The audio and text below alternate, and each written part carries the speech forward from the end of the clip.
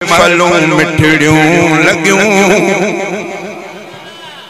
आयो स्यारो मत मता आई महफलों मिठड़ियों लगियों मुझे सोने सिंध जो आबादो ताकूं थियूं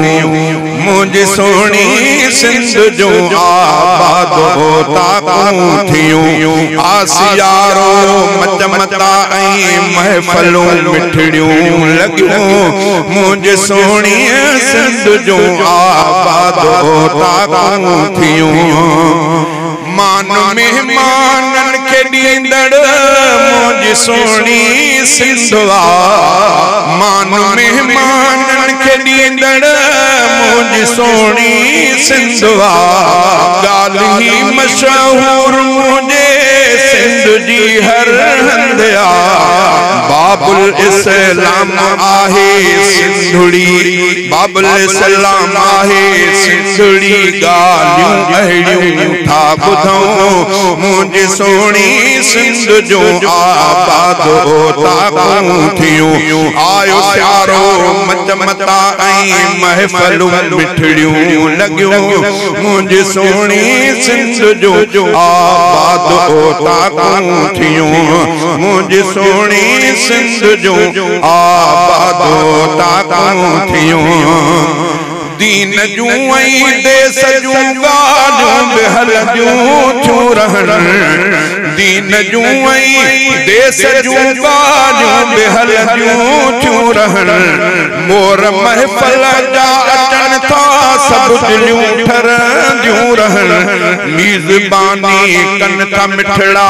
मीज़बानी कनि था मिठड़ा छा सख़ातिन जी लिखऊं मुंहिंजी सोणी सिंध जो आबादो ताकूं थियूं आयो स्यारो मच मता आई महफलों मिठड़ियों लगियों मुझे सोनी सिंध जो आबादो ताकूं थियूं मुझे सोनी सिंध जो आबादो ताकूं थियूं हाल अहवाल हिक ॿिए खां पुछनि था प्यार सां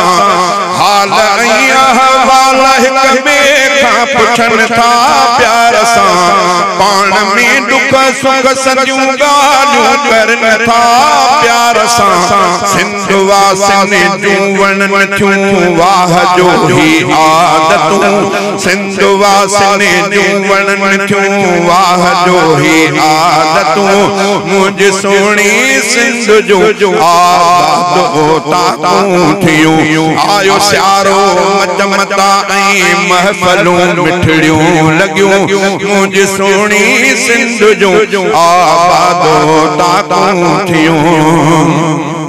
कहीं कचहरिया में मिठा आलिम भी ईंदा था रहन कहीं कचहरिया में मिठा आलिम भी ईंदा था रहन नात खां भी कन कचहरियूं ऐं पया तूं चवन कहीं कचहरिया में मिठा आलिम भी ईंदा था रहन नात खां भी कन कचहरियूं ऐं पया तूं चवन अॼु बि आलिम नात खां ॾिसंदे ठरियूं आहिनि दिलियूं अॼु बि आलिम नात खां ॾिसंदे ठरियूं आहिनि दिलियूं मुंहिंजी सोणी सिंध जो आबादो ताकूं थियूं आयो स्यारो मच मता आई महफलों मिठड़ियूं लगियूं मुंहिंजी सोणी सिंध जो आबादो ताकूं